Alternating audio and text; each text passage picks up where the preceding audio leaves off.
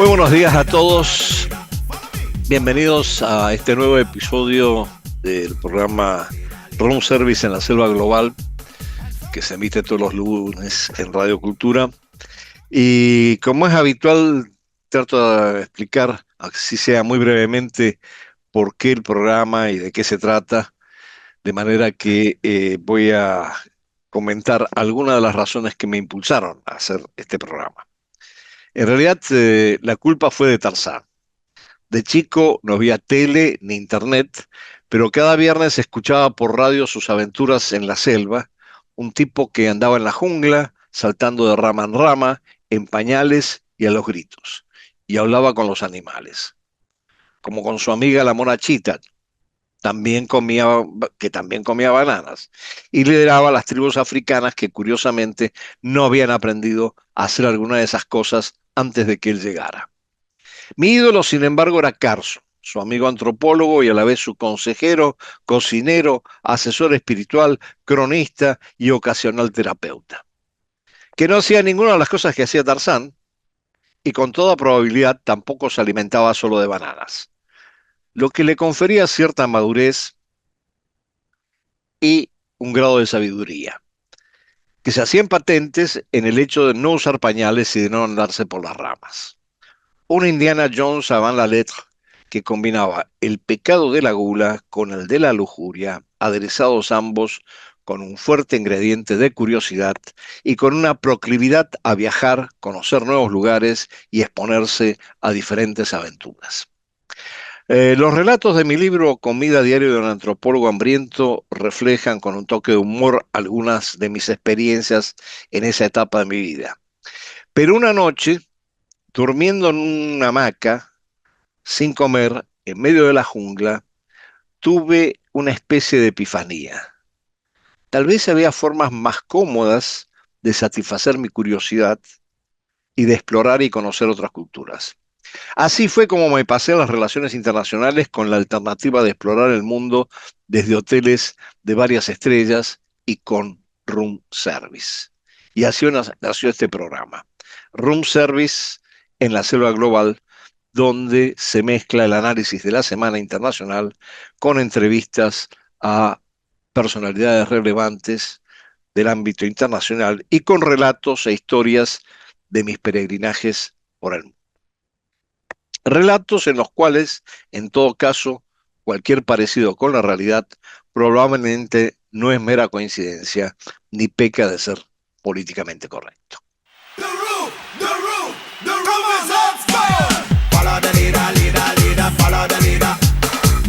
Bueno, buenas tardes a todos nuevamente. Bienvenidos al programa Room Service en la Selva Global. La última semana ha sido una semana extremadamente agitada en muchos aspectos y vamos a concentrarnos hoy un poco en lo que es la precariedad de las treguas, tanto en el conflicto de Medio Oriente como en el de Ucrania y Rusia. Para ver esto de la precariedad en el caso de Medio Oriente, lo primero que vamos a hacer es un poco contextualizar. El miércoles pasado tuvimos una conversación con la ex canciller de Colombia, María Emma Mejía, sobre cómo estaba la situación en Medio Oriente. Justo fue a caballo de el aviso de Trump una hora y pico antes de que se venciera su ultimátum de que iban a entrar en un cese al fuego hasta el 21 de abril y negociar con Irán, lo cual se realizó este fin de semana, después lo vamos a hablar, pero un poco para contextualizar, vamos a ver ahora en primer lugar la conversación con la canciller Mejía.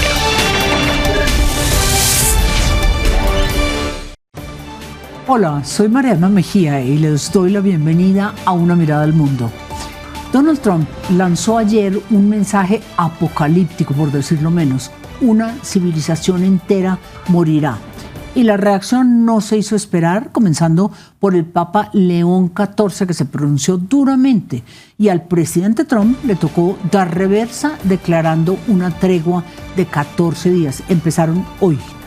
Sin embargo, si algo han demostrado estos 40 meses y medio que ya llevamos de guerra, de conflicto, es su volatilidad y la fragilidad que ha tenido un posible acuerdo definitivo.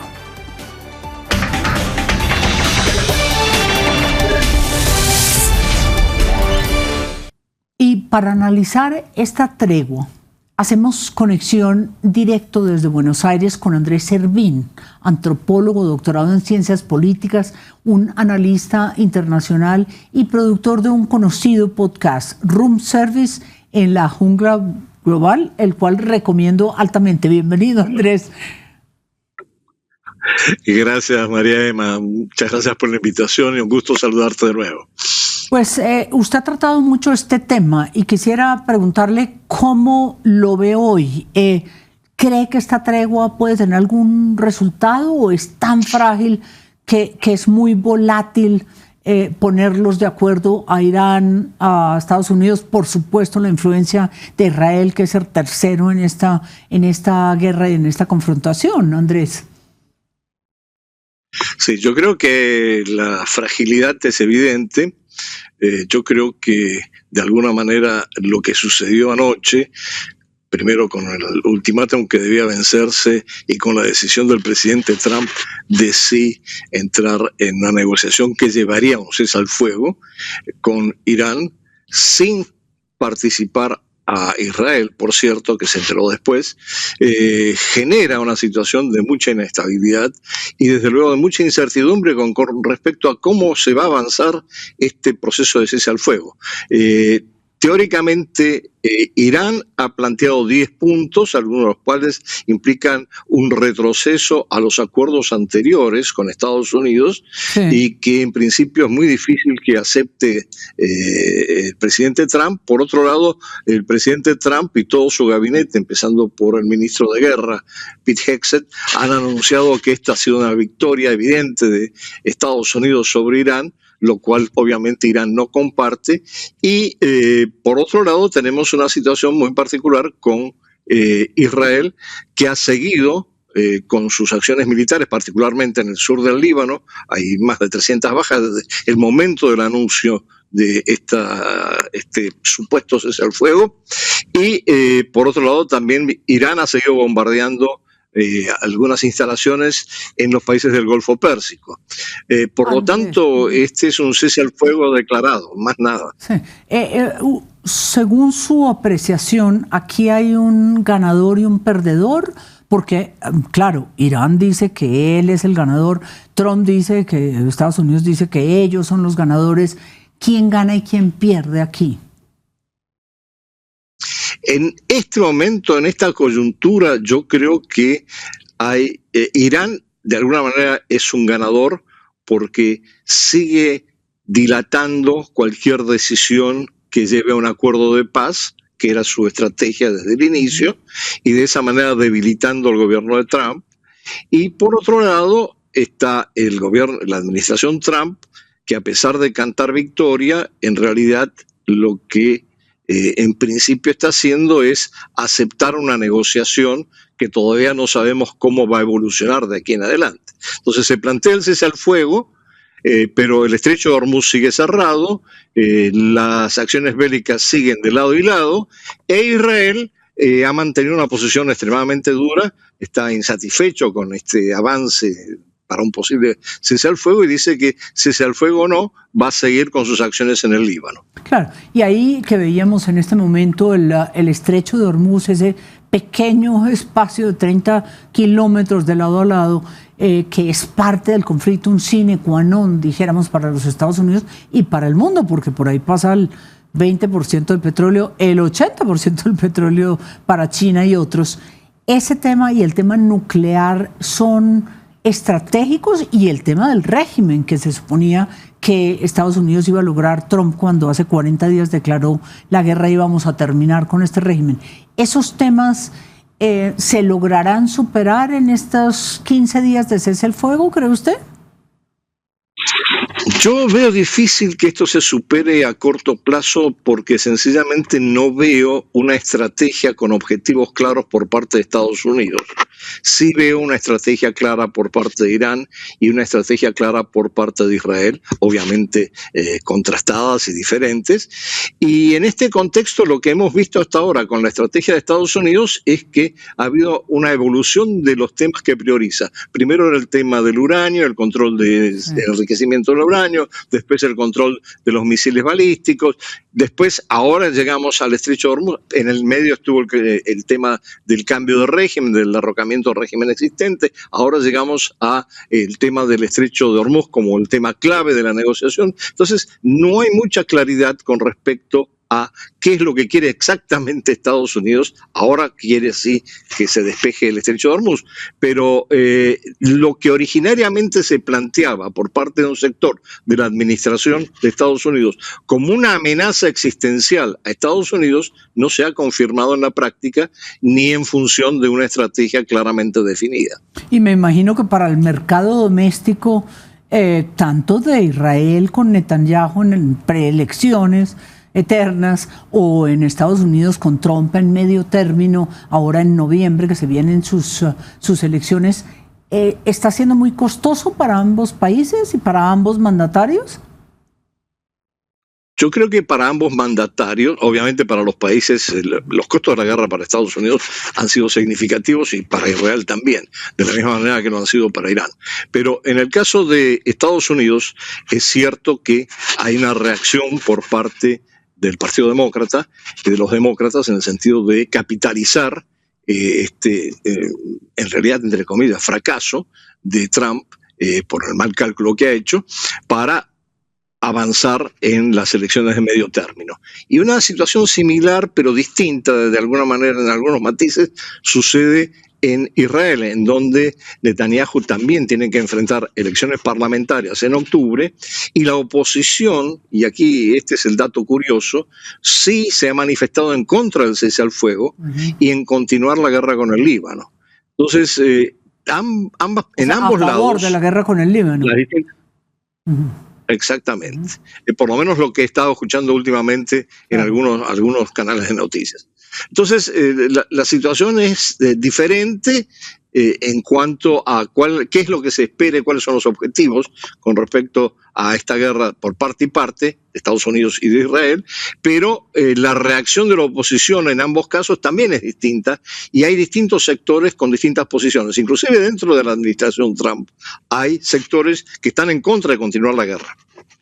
Sí, lo que es claro es que esta tregua, este cese de hostilidades de 14 días en el conflicto con Irán se ve muy frágil y vamos a estar constantemente como evaluando si la reunión que está convocada para este fin de semana en Islamabad, Pakistán, que se ha vuelto el gran negociador, se logra concretar, llegar a una solución permanente para este conflicto. Está en China, está Egipto, está Turquía y por supuesto Emiratos Árabes. Veremos entonces. Y regresamos aquí con Andrés Servín desde Buenos Aires.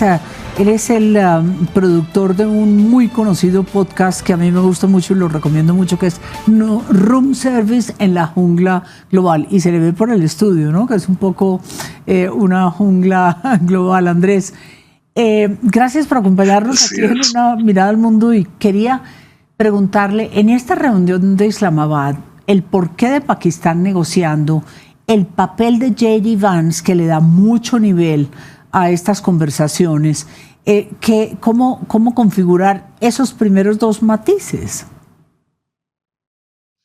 Bueno, primero que yo creo que un factor determinante que no se aprecia del todo es que probablemente Pakistán haya estado tan activo en promover esta negociación o esta conversación entre ambas partes por influencia de China, que está buscando estabilizar la región y estabilizar su propio suministro de petróleo, desde luego, ¿no? O sea, no nos olvidemos que China y Pakistán... fronterizo, ¿no? De un tema de compartir fronteras. No, lo que pasa es que No, lo que pasa es que China y Pakistán han sido aliados históricos y China obviamente ha apoyado a Pakistán más que nada para utilizarlo como tapón en un posible enfrentamiento con la India. Entonces, el papel de China aquí no es menor, aunque no aparece visiblemente como un actor relevante, ¿no?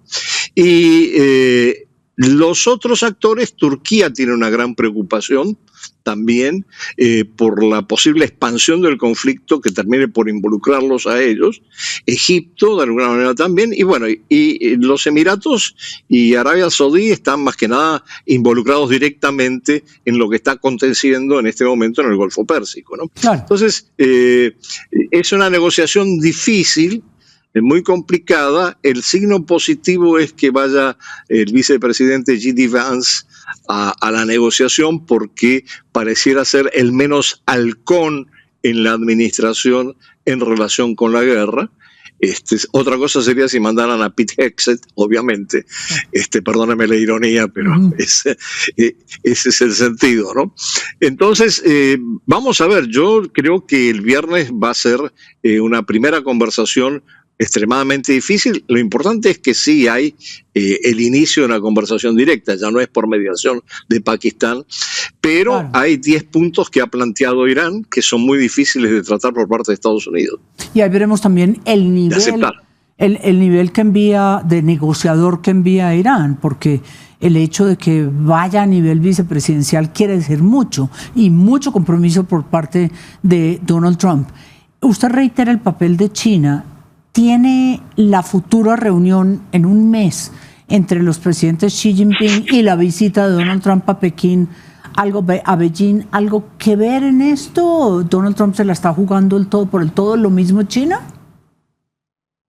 Bueno, lo que estaba planteado era una visita mucho más temprana de Trump a China y se pospuso justamente por el conflicto de Irán. Así que es evidente que va a estar en juego el tema de Irán de alguna manera en las conversaciones entre Xi Jinping y Trump en su momento, aunque tienen una agenda mucho más amplia que tratar de carácter económico, comercial y tecnológico, que tampoco va a ser fácil de avanzar, pero por lo menos también se está produciendo esta reunión, ¿no?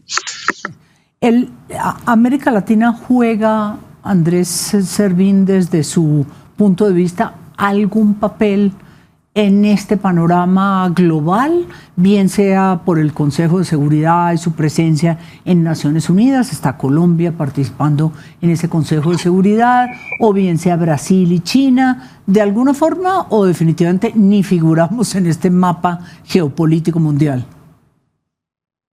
Bueno, yo creo que figuramos hasta cierto punto algunos países en calidad de víctimas, porque el impacto sobre la economía global que ha producido el cierre del estrecho de Hormuz y toda la guerra en sí, afecta a muchos países que no tienen recursos energéticos ni recursos agrícolas, fertilizantes básicamente, para poder enfrentar esta situación. El pronóstico de Bloomberg del día de hoy es que va a haber un decrecimiento económico en América Latina en general, con algunos países más beneficiados y otros que van a salir perdedores de esta situación. Los países más beneficiados, bueno, curiosamente son algunos de los más pequeños, Guyana y Panamá. Cito solamente dos. Y los menos beneficiados probablemente Bolivia y otros países andinos, ¿no? Vamos a ver cómo esto se desarrolla, porque también hay otro factor que hay que tener en cuenta, que Brasil es miembro de los BRICS. Y todo este proceso de la negociación en torno al suministro de petróleo por parte de Irán a China ha pasado por un cambio, en el sentido de que ya no se utilizan los petrodólares, sino los petroyuanes para pagar por ese petróleo. Y esta es una moneda que está empezando a presentarse como una moneda significativa dentro de los BRICS, pero además que está asociada con el hecho que los BRICS plantean negociaciones en monedas locales con respecto al comercio dentro del grupo. Es decir, aquí hay toda una serie de secuelas en donde vamos a ver un impacto financiero muy importante y un impacto sobre el dólar, desde luego, y sobre la inflación de Estados Unidos y del mundo también. Sí, o sea, el costo doméstico, como bien decíamos, para Estados Unidos va a ser alto, y el beneficio de China de figurar ahora en estas negociaciones de Islamabad, pues es importante. Regresamos en un momento con usted, Andrés, desde Buenos Aires, para continuar aquí en Una Mirada al Mundo, esta guerra con Irán.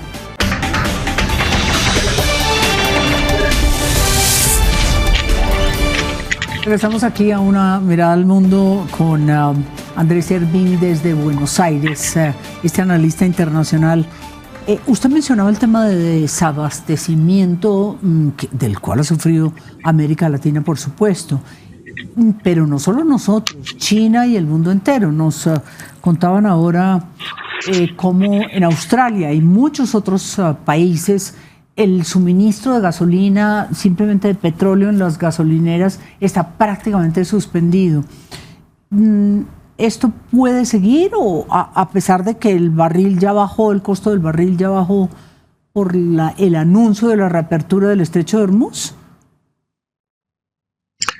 A ver, primero, el precio del barril está dando saltos, baja y sube. No está claro en qué precio va a quedar. Probablemente en lo inmediato no haya una baja drástica, hasta tanto no se aclare efectivamente qué va a pasar con el estrecho de Hormuz. Hay una serie de anuncios, no sé si confirmados o no, no me consta, de que sí, ya Irán ha dicho que ciertos países pueden pasar con sus barcos, esto lo ha dicho en el transcurso del día de ayer. Pareciera que hay buques chinos y buques rusos que podrían pasar porque son países amigos. Esto desde luego afecta, tiene dos efectos. Uno, que posibilita la recuperación de China en términos de de la recepción de suministro energético que necesita, a pesar de que tienen el stock mayor en términos de inventario de hidrocarburos con respecto a los demás países de Asia. Y dos, un beneficio evidente en términos económicos para Rusia, el hecho de poder estar negociando su petróleo a pesar de las sanciones. No nos olvidemos que Trump le ha suspendido las sanciones económicas a los petroleros rusos por un mes. Entonces, aquí hay algunos que están beneficiándose de la situación, algunos estados que se están beneficiando de la situación, y hay otros que en el caso de América Latina se van a ver extremadamente afectados porque no tienen un stock para enfrentar la situación, un stock de hidrocarburos, y van a necesitar ver cómo pagan esos hidrocarburos que se han incrementado en su precio internacional. Lo que usted mencionaba, los petroyuanes. ¿Venezuela sí juega un papel importante o todavía no está en el nivel de exportación de petróleo para suplir este déficit en otros países vía Estados Unidos? No, yo creo que solamente puede jugar un papel simbólico porque en este momento la recuperación de la industria petrolera, después de todos estos años del desastre económico que se ha hecho en petróleo, en la economía en general y en el petróleo en particular, hace necesario un cierto tiempo para que se reconstituya esa base de producción que tenía. A pesar de las grandes reservas, es el país con mayores reservas de petróleo en el mundo, necesita de toda una infraestructura que tiene que ser recuperada, reconstruida, para poder producir el petróleo necesario a nivel internacional. Estados Unidos obviamente se va a beneficiar de eso, pero esto va a llevar un cierto tiempo. Claro, no está preparado todavía. Y el tema Cuba y Rusia, que son otros dos. Cuba fue mencionado ayer brevemente por el presidente, no se le olvida y lo tiene en su agenda, y Rusia como que tampoco, pero ¿estarán pronto, serán unos distractores en este conflicto a corto plazo para la política exterior del presidente Trump? Yo no descarto que si las cosas van demasiado mal en las negociaciones con Irán y no se llega a ningún acuerdo, a pesar de que se cante victoria por parte de la administración Trump, bueno, haya una operación con respecto a Cuba como un elemento distractivo, como de hecho algunos sospechan que la guerra con Irán fue un elemento distractivo con respecto a los papeles de Epstein. Claro, y claro, en ese caso, pues sí se ha hablado de que el régimen caería en el caso cubano. ¿Y el tema ruso? ¿Cree usted que se volverán a sentar a la mesa a tratar de ver si esta guerra con Ucrania también cesa? Yo creo que Rusia en este momento está aprovechando la coyuntura de la distracción con Irán para poder lanzar una contraofensiva. Ucrania aparentemente está preparada para eso, pero cada vez se queda con menos capacidad de respuesta en términos de material bélico, porque gran parte del material bélico que proporcionaba Occidente, en particular Estados Unidos, ahora se dirige hacia el área del conflicto en Medio Oriente. Entonces,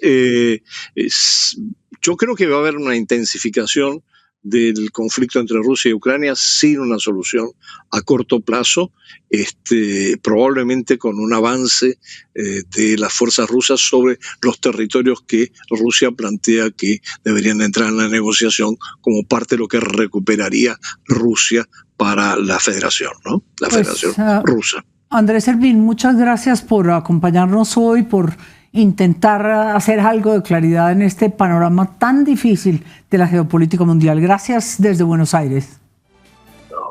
Muchas gracias por la invitación.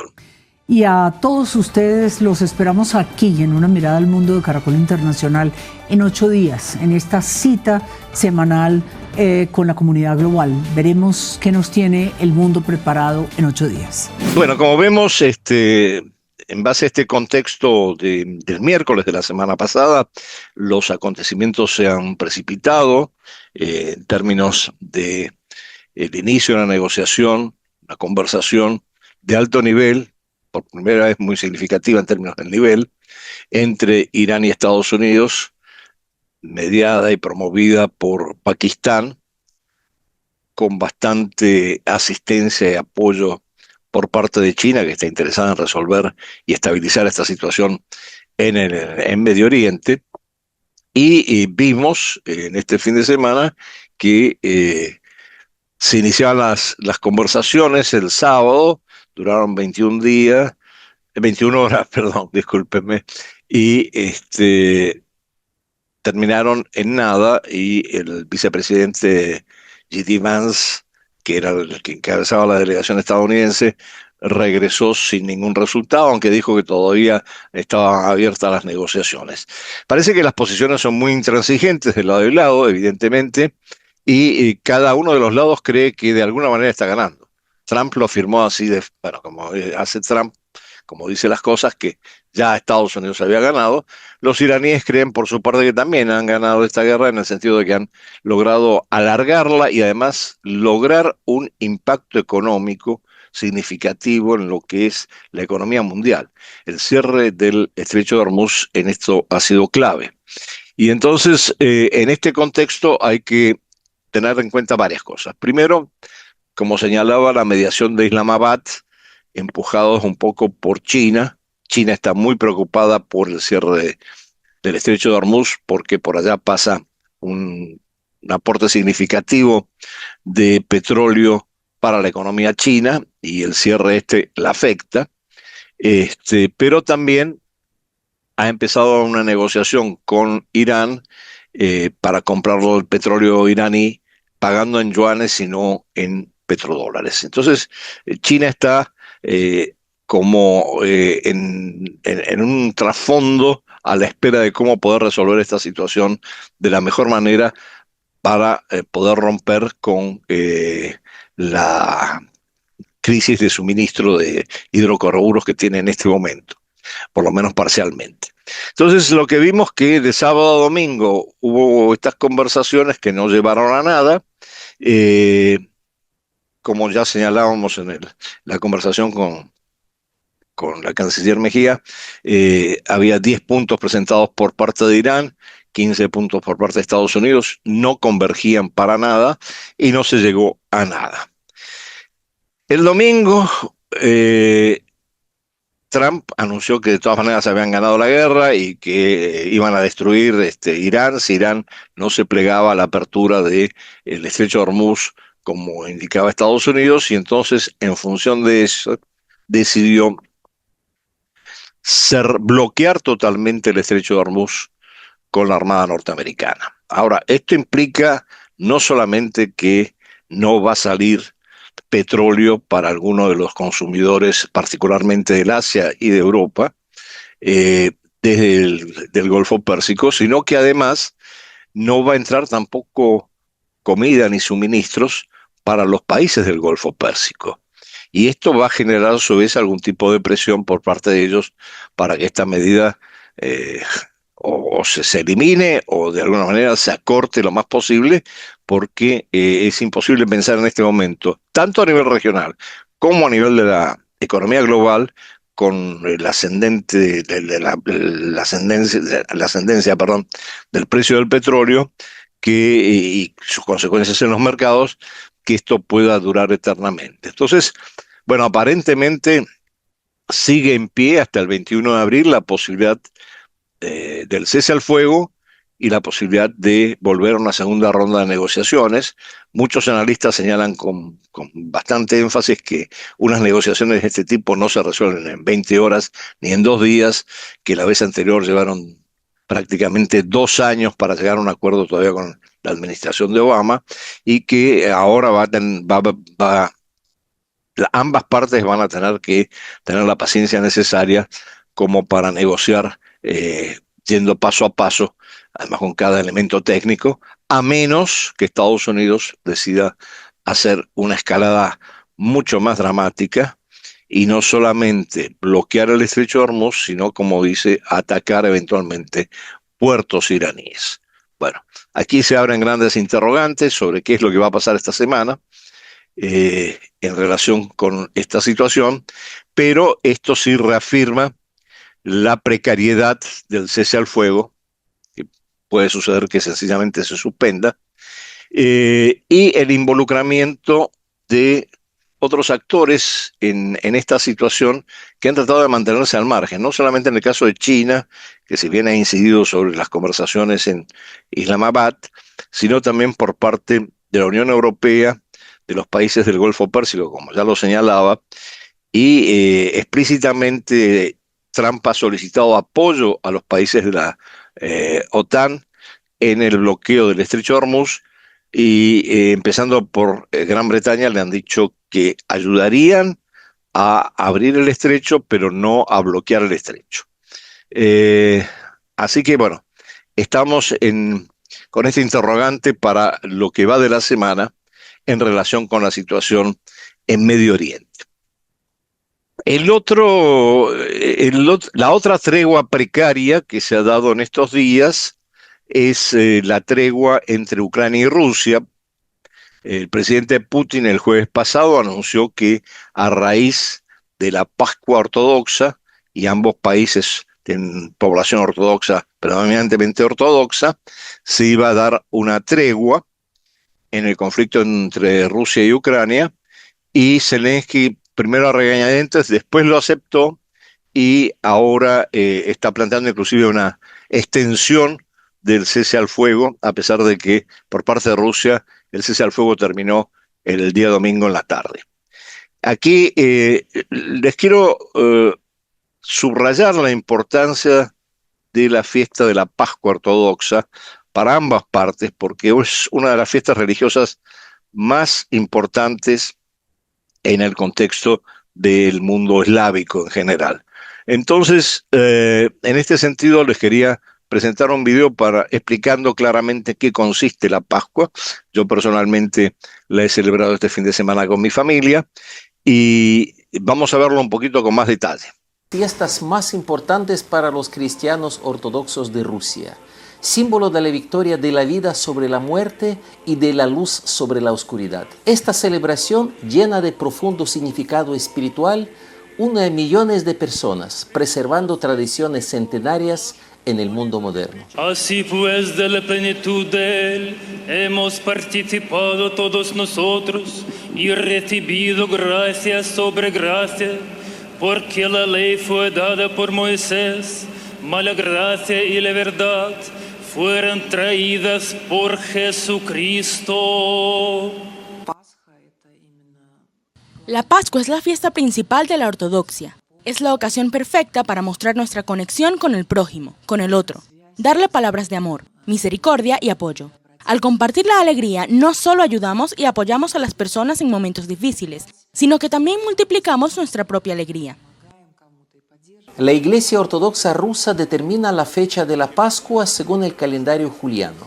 Por eso a menudo no coincide con el católico. La festividad cae el primer domingo después de la primera luna llena de primavera. Tras la Cuaresma y la Semana Santa, los creyentes se reúnen en las iglesias para la vigilia nocturna la noche del sábado. Este es un servicio solemne que finaliza con una procesión religiosa bajo un repique de campanas. Durante 20 siglos, la victoria del Señor sobre la muerte y el mal, y la convicción de que con su resurrección todo creyente tiene esperanza de salvación y vida eterna, han seguido siendo una fuente inagotable de alegría para sus seguidores. La Santísima Resurrección de Cristo nos da un incentivo para seguir viviendo. Mi marido regresó tras ser herido en la operación militar especial, vivo y sano, un milagro. Esta es, ante todo, la victoria del bien sobre el mal. El Señor vino a este mundo para expiar todos nuestros pecados. Los huevos pintados son un símbolo antiguo de vida y resurrección. Se prepara el kulich, un pan dulce con pasas y frutas confitadas que se bendice en la iglesia. Otro postre es la cuajada de Pascua, hecha a base de requesón, mantequilla y pasas. Hoy, según la costumbre, en vísperas de Pascua, se bendicen los kulichi. Son los panes especiales de Pascua que, según la costumbre, tradicionalmente se colocaban siempre primero en la mesa de Pascua y con este pan los cristianos rompían el ayuno. En muchas ciudades se celebran ferias y conciertos de campanas. Para muchos rusos no es solo un acontecimiento religioso, sino también una bienvenida a la primavera que nos recuerda valores eternos. La fe, la esperanza y el amor que como el sol primaveral calientan los corazones incluso en los momentos más difíciles. La Pascua en Rusia es un puente entre el pasado y el futuro, y cada huevo pintado, cada trozo de kulich y cada repique de campanas cuenta la historia de un pueblo que preserva con amor su fe y su cultura. Oleg Yasinski, Telesur. Bueno, muy bien, y un poco para cerrar con un toque de humor, estas situaciones que se están viviendo en las dos regiones, en Medio Oriente y en Europa Oriental, que preocupan a todo el mundo por el grado de escalamiento que puedan tener y a dónde puede llegar. Les voy a mostrar una caricatura que ilustra cabalmente, primero una explicación. En Rusia y en Ucrania, durante la Pascua, generalmente se saluda a la gente diciendo, uno dice, Cristo resucitó, y le responden, de verdad resucitó. Entonces ahora vamos a ver una caricatura al respecto, y se la voy a traducir, donde el Papa le dice a Trump, Cristo resucitó, y Trump le dice, de verdad que lo logré. Bueno, lo dejo ahí. Otra de las victorias de Trump, en todo caso, de las que él se atribuye. Este es el toque de humor fundamentalmente. Bueno, un último comentario relacionado con los aconteceres de la política internacional, muy importante, y también con el conflicto de Rusia-Ucrania.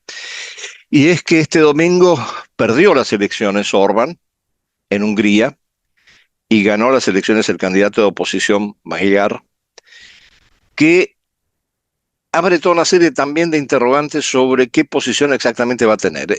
Magyar viene del partido de Orbán, tiene una posición anticorrupción, de reforma del Estado, en fin, siguiendo un poco la línea de Orbán, pero también tiene una posición en el sentido de que pareciera ser más europeísta y más cercano a la Unión Europea, y por lo tanto posiblemente no estaría bloqueando, como lo hacía Orbán, los 90.000 millones de euros que se disponía a dar la Unión Europea a Ucrania. Pero esta es una versión que me parece un poco incompleta, porque hay que tener en cuenta que Magyar, que procede del partido de Orbán, también tiene una posición en cuanto a que es necesario mantener el abastecimiento de hidrocarburos de Rusia a Hungría para mantener en desarrollo su propio país y su propia economía. Y consecuentemente, en estas dos posiciones va a tener que maniobrar entre su acercamiento, su vinculación mayor con la Unión Europea y la necesidad de mantener la relación con Rusia, lo cual abre interrogantes sobre si la cuña que introdujo en su momento Orbán que también es muy amigo de Trump, no nos olvidemos, se va a mantener en la Unión Europea o si va a dar lugar a algún otro tipo de situaciones.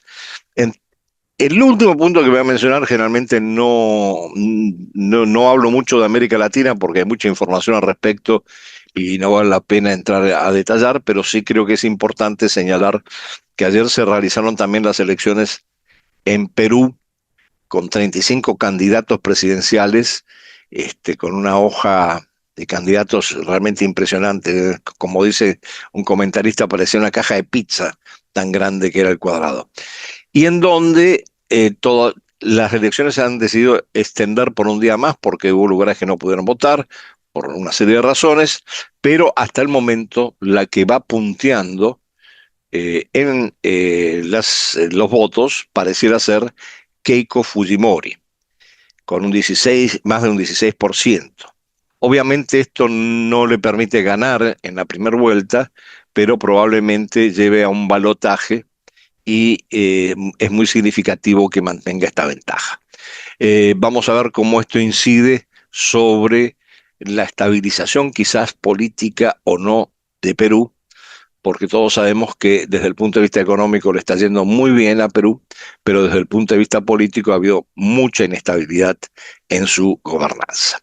Bueno, dicho todo esto, creo que ya es suficiente de análisis internacional y de temas que nos preocupan, porque nos afectan, obviamente, y para alivianar un poco más, no sé hasta qué punto, porque este cuento es un cuento un poquito más dramático, para alivianar un poco, de todas maneras, aligerar lo dicho anteriormente, voy a leerles un relato esta semana que se llama Reggae Cruel. Reggae es la música jamaiquina que impuso Bob Marley en la década del 80 y del 90, que sigue en pie, pero que es como parte de la identidad jamaiquina. Y voy con el relato. Me tocaba asistir a una conferencia académica en Kingston, la capital de Jamaica, pero por alguna razón no había vuelo directo desde Caracas para esa fecha y debía volar conectando a través de Montego Bay, lo cual implicaba que no iba a llegar al aeropuerto internacional donde normalmente arriban los turistas, sino al aeropuerto doméstico de la ciudad. Cuando embarqué en el vuelo de Montego Bay a Kingston, por primera vez fui consciente de que era el único pasajero blanco en el reducido avión. Yo ya había transitado por otras islas del Caribe de habla inglesa y había conocido y había tratado a dirigentes del poder negro en la región para escribir mi tesis doctoral, de manera que la situación no me resultaba incómoda, extraña o anómala. Pero me llamó la atención que no hubiera otros viajeros caucásicos. Se suponía que Jamaica es una isla que se supone que Jamaica es una isla que atrae a muchos turistas de otros países. El vuelo desde Montego Bay fue breve y aterrizamos ya al oscurecer en el aeropuerto de vuelos domésticos de Kingston. Los trámites de migración ya los había hecho al llegar, de manera que recogí mi equipaje y salí a buscar un taxi. No había. Uno de los jamaiquinos con los que conversé durante el vuelo me dijo que para ir al centro de Kingston y para llegar a mi hotel debería compartir un auto con otros jamaiquinos que iban en esa dirección, y él mismo me acompañó amablemente hasta un vetusto automóvil norteamericano en el que nos subimos con equipajes varios, 6 pasajeros. Nuevamente el único blanquito que descollaba en el auto era yo, porque hasta el chofer obviamente era negro. Pero supo entender bien, el chofer, que yo iba al Hotel Concord y me aclaró que antes de llegar a mi destino iba a dejar a los restantes pasajeros en otros sitios de la ciudad. No tuve reparos, ya era de noche, el aeropuerto estaba cerrando y mi única vía de escape hasta el hotel consistía en viajar en ese decrépito auto cargado de gente y de equipajes hasta los topes. Arrancamos y comenzamos a circular por la parte de la ciudad a la que no van con frecuencia los turistas. Viviendas precarias, algunas luces titilantes en la oscuridad, pasillos en penumbra, pocos transeúntes caminando apresurados. pero transitábamos por una avenida relativamente ancha en la cual nos cruzábamos con otros escasos automóviles. Yo estaba sentado al lado de la ventanilla delantera que se encontraba en paralelo con las viviendas y pasadizos que asomaban al costado. Al rato de recorrer la avenida, de uno de esos pasadizos, vi salir, un poco más adelante de nuestro auto, a un anciano con una bolsa de papel en la mano y con un sombrerito de paja. El anciano, o así lo parecía por su manera de andar, avanzaba lentamente por la acera o lo que quedaba de ella, cuando detrás de él, desde el mismo pasadizo, salieron dos sujetos con sendos dreadlocks apelmazados al estilo Rastafari que se le acercaron por detrás. Los dreadlocks son el tipo no es peinado, cómo organizan su pelo al estilo Rastafari con trenzas y son muy característicos de los Rastafari. Uno de ellos llevaba una Rasta Cap, una gorrita especial justamente para contener ese pelo, con los colores verde, amarillo, rojo y negro. Pero también llevaba una roca o una piedra grande en la mano. Y sin ninguna advertencia, se acercó por detrás del anciano y le pegó en la cabeza. Cayeron el sombrero y la bolsa de papel y cayó el anciano al piso sin siquiera alcanzar a poner sus manos para amortiguar la caída. A primera vista daba la impresión de que lo habían matado del cascotazo. Me volví al chofer y al jamaiquino que estaba sentado entre nosotros pidiendo que detuvieran el auto para ayudar al anciano. Por un momento ambos me miraron como si estuviera rematadamente loco y después el chofer aceleró el vehículo al máximo para alejarse del lugar. Yo quedé mudo y anonadado. Era evidente que nadie iba a intervenir en la situación y más bien todo indicaba que había que huir rápidamente del lugar. Estaba estupefacto, pero era obvio que por mi parte no podía hacer nada y que el resto de los pasajeros ni siquiera se dignaban a dirigirme la palabra o a abundar en alguna explicación de lo sucedido. De hecho, nunca supe si ese acto de violencia era un ajuste de cuentas o un asalto o alguna otra cuestión entre los rastas y el anciano. Bajo esa impresión seguimos viaje por los suburbios de Kingston. Ya era de noche y yo todo lo que ansiaba era llegar y ponerme a salvo en el hotel. Pero el chofer cumplió primero con dejar a los otros pasajeros, tal como me lo había anticipado, antes de llevarme al hotel. Atribulado, bajé mi equipaje del auto, pagué lo que habíamos acordado y me refugié en el hotel tratando de procesar lo que había sucedido en mi primera visita a Jamaica y en mi primer día en Kingston. No recuerdo el nombre del hotel, creo que era un hotel de la cadena Concord. Separado por un estacionamiento poco iluminado y al aire libre, había otro hotel de 5 estrellas con un restaurante. Pero todavía impactado y bajo la impresión de lo que me había sucedido al llegar, cuando me recomendaron ese restaurante para cenar solo me asomé al estacionamiento, casi a oscuras, y me di cuenta de que era una zona de riesgo, pese al aditamento de que había algunas figuras femeninas probablemente a la espera de ejercer su profesión. Tal vez era paranoia mía, pero el espacio a cruzar parecía una tierra de nadie llena de amenazas. Por suerte me encontré con algunos otros colegas que habían llegado a la conferencia y en grupo cruzamos el estacionamiento para ir a cenar sin mayores percances. El restaurante había tenido mejores tiempos y la comida, jerk chicken y carne de cabra, que probamos seguramente también. Pero todos teníamos hambre, así que comimos lo que nos ofrecieron, mientras que al fondo de la sala un grupo de música desgranaba un reggae indolente y marihuano en medio de efluvios, no sé si rituales o recreativos, de ganja. Ganja es el nombre que le dan a la marihuana en Jamaica. Volvimos al hotel antes de medianoche, evitando las ofertas que nos hacían las muchachas del estacionamiento, solo para comenzar a recibir llamadas a la habitación con propuestas similares. Decliné las dos que me hicieron no por mojigatería, sino porque toda la atmósfera en la que me estaba moviendo desde que llegué estaba impregnada de abyecta pobreza y de violencia rampante.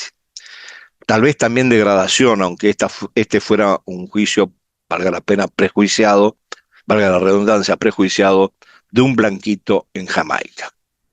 La conferencia se desarrolló durante los 2 días siguientes en el hotel y los organizadores nos proveyeron de desayuno, almuerzo y cena en el mismo. De manera que no me asomé nuevamente a la realidad circundante hasta el 4.º día, cuando decidimos ir con un colega venezolano al mercado de artesanías, en contra de todas las prevenciones que nos hicieron en la recepción. En todo caso, más por curiosidad que por espíritu de aventura, arreglamos con el chofer de uno de los taxis del hotel para que nos llevara, nos esperara y nos trajera de regreso.